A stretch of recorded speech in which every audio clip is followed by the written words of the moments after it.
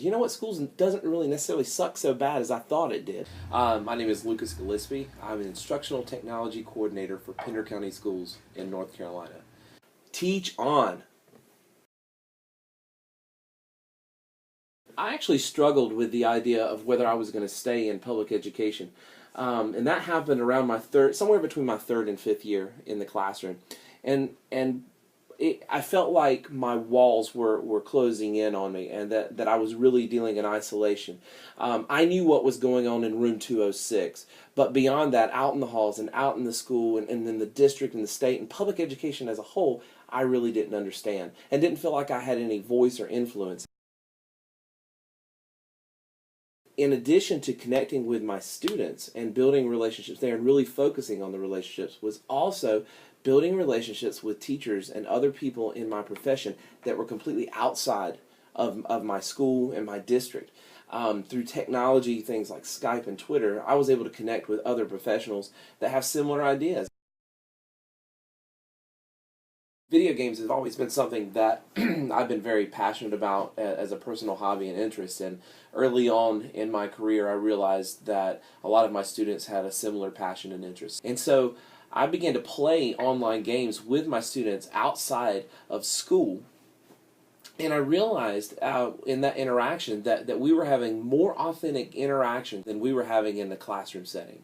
And so at that point I realized there's something here that warrants my attention. I allowed my classroom to become an informal space in breaks and during lunch where these geek gamer kids could come in and just hang out and be themselves and be authentic and real and just hang out. And we would chat about games.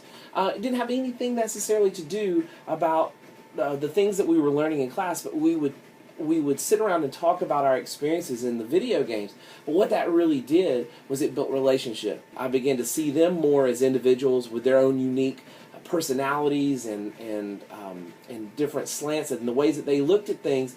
And then also it allowed me to connect with them at that level so that when I'm teaching and teaching them about biology, they're more in tune with the things that I am saying to them and the kind of things. They value what I have to say because I value what they have to say. The kids that are in our program are improving with their language art skills. They're reading better and they're using vocabulary that they've never used before. But really that component of it, that impact on standardized testing is not what I'm looking for.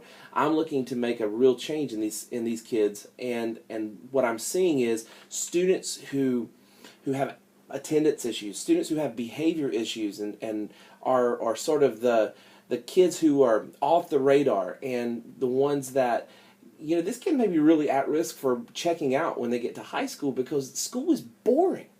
And so those are that's the group I want to impact, and those are the kids that we're actually changing. We're reaching out to them through this program, and we're giving them something that anchors them in school and says, you know what, schools doesn't really necessarily suck so bad as I thought it did before. I actually like going, and I actually like learning, and we've gotten this feedback.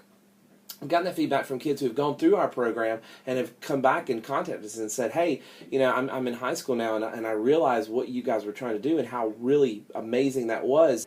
Kudos from your students is the thing that will keep you going for years and years on end. What I'm telling you is that you've got to go out and you've got to make connections with other teachers. Find that network out there. It's out there. There are other teachers that are waiting to hear from you, and that want to connect with you and you to them. So by all means, make those connections. It will change the world for you.